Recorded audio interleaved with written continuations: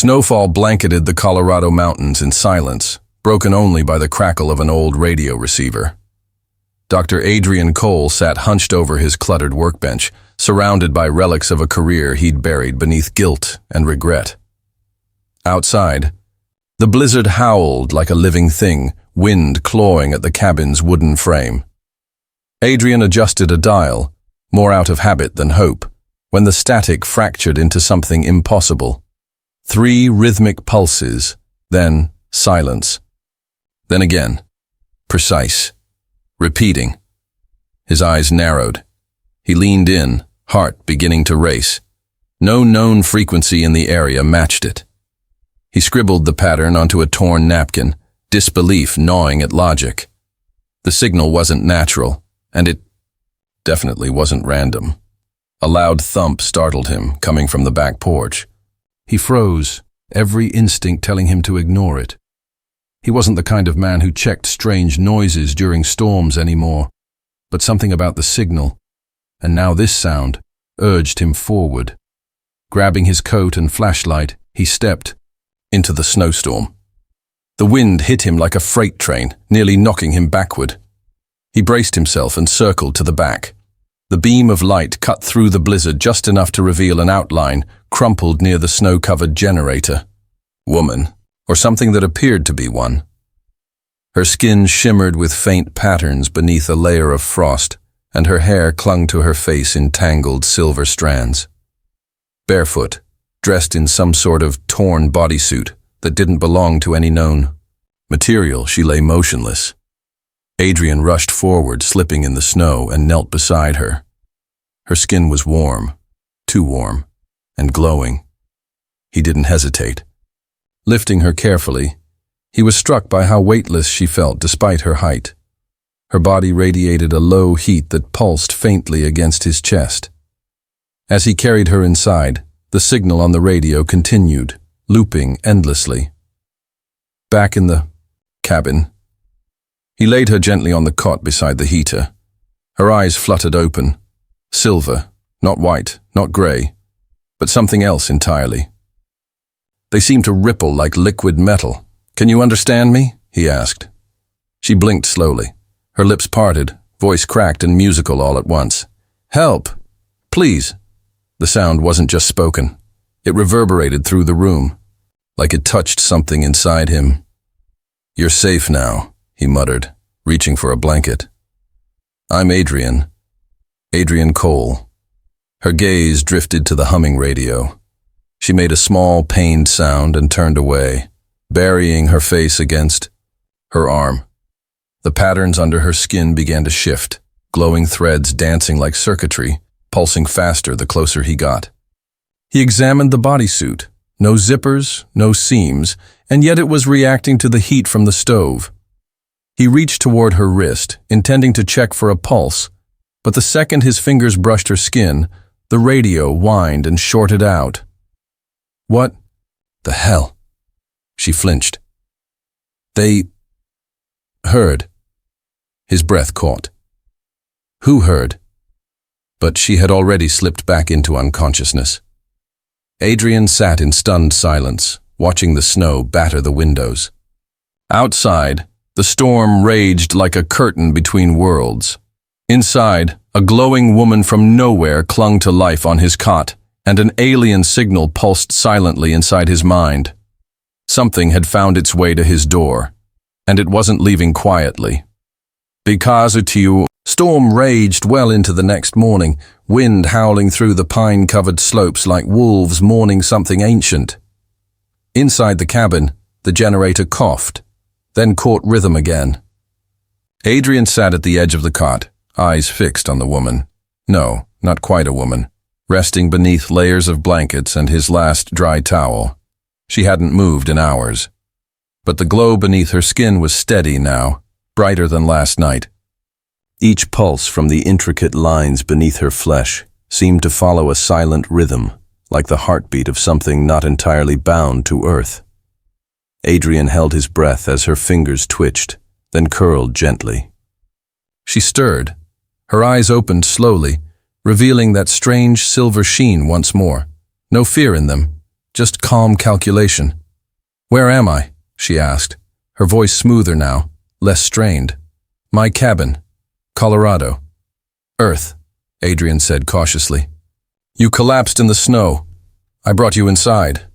She sat up with graceful control, barely reacting to the stiffness of her limbs.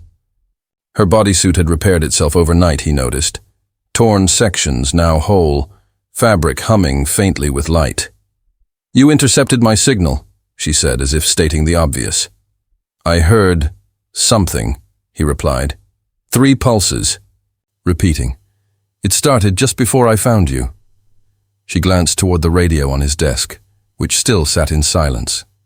Her gaze flickered. The lights above them dimmed slightly. "My name is Kaya," she said finally, not offering a hand. "I wasn't supposed to land here." Adrian frowned. "You're not human."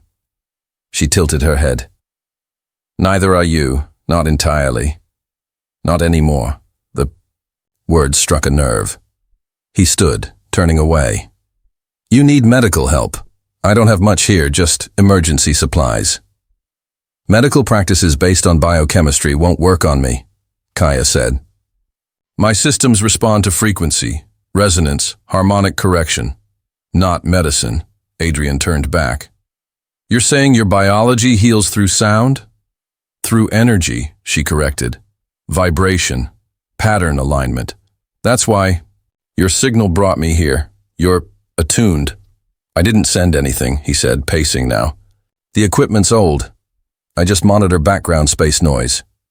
"Still," she said, eyes tracking him, "your thoughts resonate louder than most. Pain is a beacon in my kind's perception. Yours was screaming." Adrian stopped. Something in his chest twisted. "I lost people. A mission went wrong. That's not your concern." "It brought me here," she said, softer this time. A sharp crack echoed outside. He moved to the window, brushing aside the frost. A dark object jutted out from the tree line, something metallic, half buried in the snow. "You crashed?" Kaya didn't answer immediately. "I was being followed. I had to divert. That craft is fractured, exposed. It won't shield me much longer." "From what?" She looked at him with eyes too deep for any human comparison. "They're still searching. They don't understand what I've become, what I've absorbed." "You make it sound like you're infected," he said. "No," she whispered, standing now, swaying briefly before regaining perfect balance. "I evolved. Contact with your neural field altered my core structure." "That's not possible."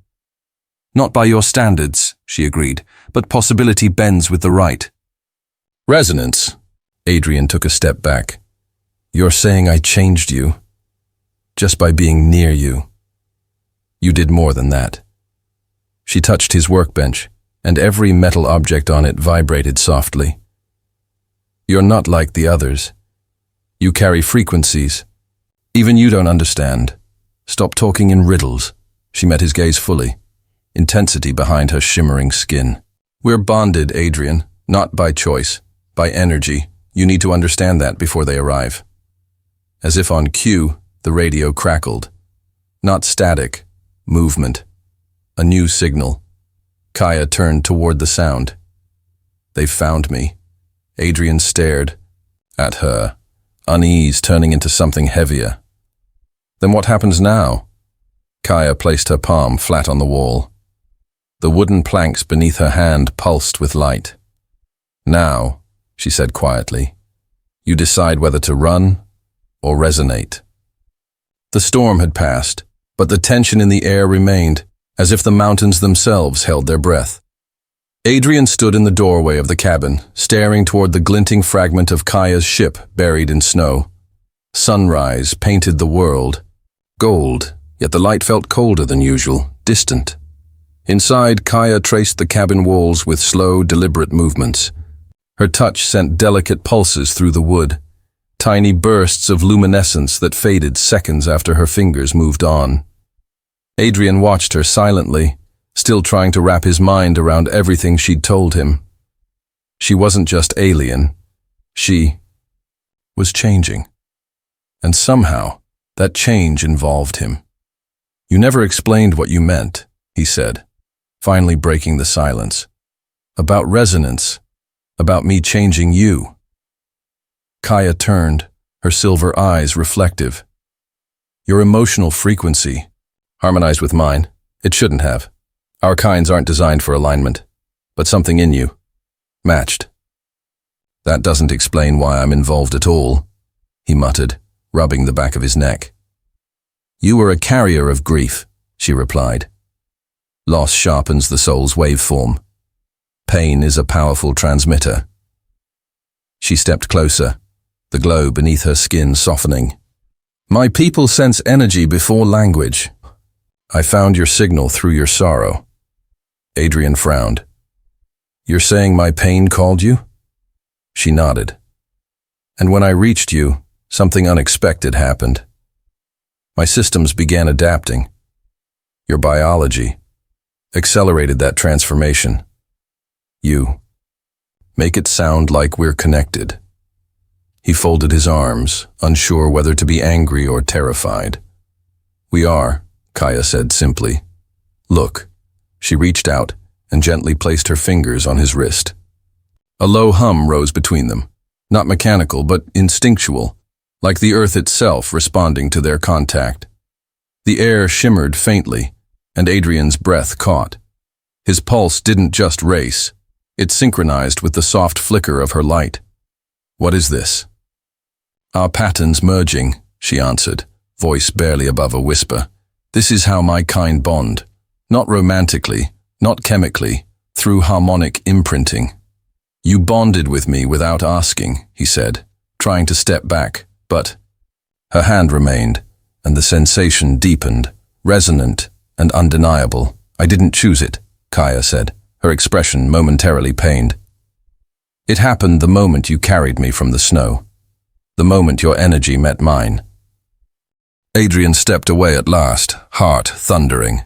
"You're saying I'm stuck in some alien connection I never agreed to?" "It's not permanent," Kaya replied. "But it's real, and it makes you a target, just like me." A sharp tone split the quiet. The radio sparked to life again, this time not in pulses, but in a low, modulated distortion. Adrian rushed to the equipment, adjusting the dial.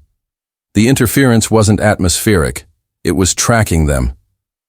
"They're triangulating," Kaya murmured. "They've found the wreck." "Can we stop them?" "Not here." She turned toward the cot, pulling what looked like a translucent crystal from a hidden seam in her bodysuit. "We need to mask our signature." "I don't have a cloaking device," Adrian said dryly. "You have something better. Isolation." Kaya placed the crystal on the ground. It unfolded like a blooming flower, emitting a faint violet field that shimmered just above the floor. "This will confuse scanners for a short time, long enough for us to reach higher ground." Adrian hesitated. "You want to leave the cabin?" "They'll search here first. We need elevation, less interference." "Your observatory," his blood chilled. "It hasn't been touched in years." "Then it's perfect," she said. "No one will expect it." Outside, birds had returned, their calls hesitant and brief. But the peace felt false, like calm, before inevitable chaos. Adrian grabbed a small duffel, stuffing it with supplies, hands moving faster than thought. Kaya moved with ethereal grace, her presence bending light slightly, as though reality shifted to accommodate her. When she reached the doorway, she paused, glancing back at him. "You still don't trust me," she said quietly. "I don't understand you," he replied. She tilted her head. "Neither do I." They began the trek uphill, the wind biting, the sky sharpening to pale blue. Snow crunched beneath their boots and every breath hung in the air like smoke. As they neared the observatory, Adrian looked at her, walking beside him, radiant yet unfamiliar. "Kaya," he said, his voice nearly lost in the breeze. "What happens if I resonate too far?" She didn't look at him, but her answer chilled him more than the wind. Then you won't be human anymore. The observatory stood like a forgotten monument on the ridge, its rusted dome looming against the pale sky. Adrian hadn't seen it in over 5 years. Moss grew between the cracked steps leading to the heavy door, and wind had worn away most of the paint. But the structure remained intact, defiant against time and memory. Kaya approached the building first, placing her palm against the steel. The surface vibrated faintly beneath her touch. The locking mechanism disengaged with a metallic groan, as if even the building recognized her. Inside, the air was cold and stale. Dust coated every surface, and abandoned equipment sat frozen in time. Adrian moved through the room with practiced familiarity, flipping switches, checking fuses, reconnecting old power lines. Slowly, the facility came back to life. Soft lights flickered on. The telescope groaned as its base realigned. This place used to track stars, Adrian murmured, adjusting a broken console. Now it might help us hide from them. Kaya circled the center of the observatory, her eyes scanning the structure. The materials here are dense, reflective. This dome may diffuse our resonance if we shield the interior. You make it sound easy, she smiled faintly. Your world has more potential than it realizes. Adrian turned toward a reinforced cabinet in the corner. He pulled out an old portable frequency scanner, something he hadn't touched since his last expedition. The screen buzzed to life, revealing overlapping waves. That signal's back, he said, frowning. They're broadcasting something in a high band, searching, not attacking yet. Kaya crouched beside him, studying the data. They're waiting. My pursuers don't engage until they confirm identification. Once my energy signature crosses a threshold, they'll strike. Adrian met her gaze. And how close are we to that? Her glow intensified, slightly unsteady. I'm changing faster than expected. Your resonance, it's accelerating the evolution. Why does my biology affect you like this? He asked. There has to be a reason. Kaya stood, her patterns fluctuating. Because your emotional field is stable. It provides structure, harmony. My kind evolved through complexity, yours through endurance. Together they form something rare. He processed her words in silence, then reached for a cable, connecting it to the telescope's transmitter. If I modify this lens to emit a dampening frequency, we might buy time. She watched his hands move with surgical precision. You've rebuilt your focus. Your mind sharpens when purpose returns. I was a scientist once, he said, not looking up. Before I buried that part of me. It never left, she replied gently. A sharp beep broke their moment. The scanner flared. 3 signals converging, not distant anymore. They've found the wreck, Adrian muttered. And they're closing in. Outside, the sky darkened, not from clouds, but from the arrival of something unnatural. 3 black triangular crafts hovered above the treetops, silent and deliberate. Kaya stepped toward the edge of the dome, her aura flaring to gold. They won't destroy the area, not yet, but they will extract me. Why you? Adrian asked. What's so important? I refuse to follow either faction, she said, her voice hardening. My people are at war over identity, whether to remain pure or merge with other species. I chose autonomy. That made me dangerous. And now you've merged with me, Kaya nodded. Which makes you dangerous too. Footsteps echoed outside, crunching snow, deliberate and numerous. Military, not hers, not his, Earth's. Adrian rushed to the window. Dozens of soldiers in dark armor approached from the eastern slope, weapons raised, visors reflecting light, like insect eyes. Helicopters hovered in the distance. They followed the signal, he said grimly. They always do. Kaya turned to him, urgency flashing across her features. They'll see me as a threat. We can't stay here. Running won't stop this, Adrian said. Not anymore. He moved to the console, activating the telescope's array. The transmitter hummed, then pulsed outward. Kaya paused. What are you doing? If I amplify your energy signature through a structured field, it might stabilize your transformation. Temporarily, at least. Buy us time. You're going to use starlight to protect me? She asked, a strange softness in her voice. He met her eyes. That's what this place was built for. She stepped into the center platform. He adjusted the lens, guiding it toward the last coordinates she'd given him. Her skin shimmered, light rippling like waves on water. Then the door shook. A deep voice boomed through an external speaker. This is Earth Special Response.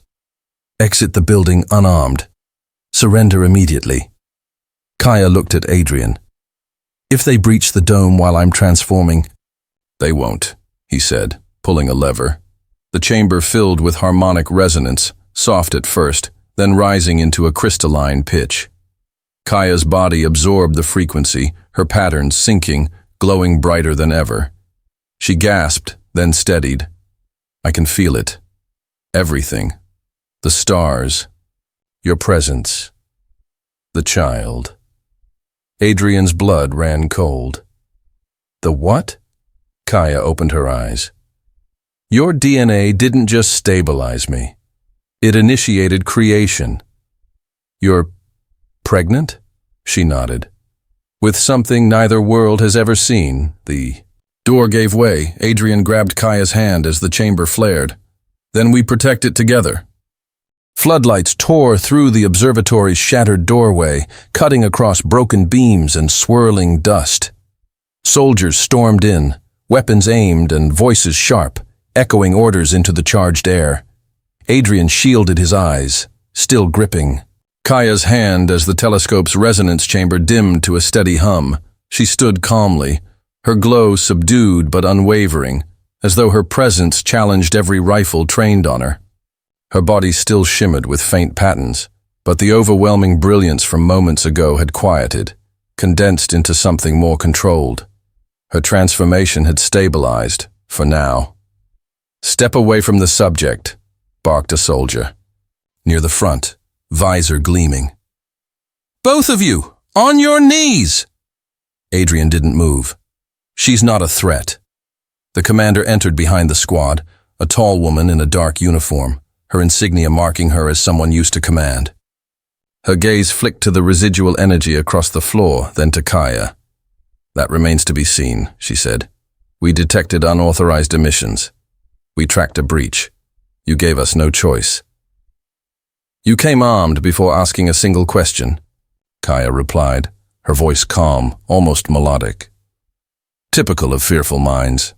The commander hesitated at her tone but didn't lower her weapon. What are you? A survivor, Kaya answered. And a beginning. Adrian stepped forward. You don't understand what's happening. She didn't invade. She was hunted. And now she's changing. That's exactly why we're here, the commander replied. You've exposed the region to unknown biological risks, potential contamination. Kaya tilted her head slightly. Your scanners show no threat. We don't rely on guesswork when the planet's safety is at stake. She's carrying a child, Adrian said, loud enough for everyone to hear. And I'm the biological contributor. You'd be dissecting. The first hybrid life form ever conceived, one that didn't come from violence, but from contact, from connection. The room went still. Even the soldiers, trained to hold position, faltered slightly. The commander's expression didn't change, but her voice lowered. That's not confirmed. Scan her yourself, Adrian said. You'll find something you've never seen, something worth protecting, not caging. Kaya closed her eyes, then stepped forward without fear. Her skin glowed gently as she moved to the nearest soldier and raised her hands slowly. I offer transparency, she said. Your technology can't lie to you. The man hesitated but didn't resist as she took his scanning device and activated it against her own abdomen. The screen lit up with colors and patterns not programmed into the device. Data spiked. Energy readings curved into impossible formations. The soldier looked up, visibly shaken. "She's telling the truth." The commander approached, peering at the results. Her posture shifted slightly, no longer rigid, now leaning toward reluctant curiosity. "What is it?" she asked. "Something neither of our worlds has ever produced," Kaya replied. "A fusion of survival, emotion, and potential. This child isn't a weapon. It's proof." "Of what?" the commander asked. "That evolution can choose peace." Outside, a second presence arrived, silent, vast. A silver vessel hovered just beyond the ridge, its form rippling like liquid metal. No engines, no sound, just presence, a final remnant of Kaya's people. Adrian watched it descend slowly, casting no shadow despite blocking the sun. The soldiers turned their weapons instinctively, but no shots were fired. Kaya took a deep breath. "That ship isn't here to fight, it's here to witness." The vessel hovered in place, lights along its hull blinking in a slow, deliberate rhythm. Communication, not language, but something more primal. Recognition. Adrian felt it too. Pressure. Behind his eyes, a pulse in his chest. The same hum Kaya had awakened in him now echoed across the mountaintop. The commander looked around, visibly unnerved. "What are they doing?" "They're listening," Kaya said. "And they know we're not enemies." Adrian stepped forward. "You have a choice now. You can treat this like a threat, lock it away, pretend it's something to fear, or you can be part of something that will define history." The commander looked between them, at the soldiers, at the scanning device, then finally at the ship. "I'll recommend containment ends here," she said. "But this isn't my decision alone." Kaya stepped beside Adrian, her hand finding his again. "Then let's speak to whoever can decide." A beam of soft light extended from the ship, touching the observatory's ruined floor. It pulsed gently, waiting. Adrian looked at her, uncertain. "Are you ready?" She smiled, warmth radiating from her glow. "We were never meant to hide." Together they stepped into the light. The soldiers stood motionless, weapons lowered, uncertainty giving way to awe. As the beam lifted them, energy arced between Kaya's hand and Adrian's, silent, brilliant, unbreakable. And somewhere inside her, a second heartbeat answered.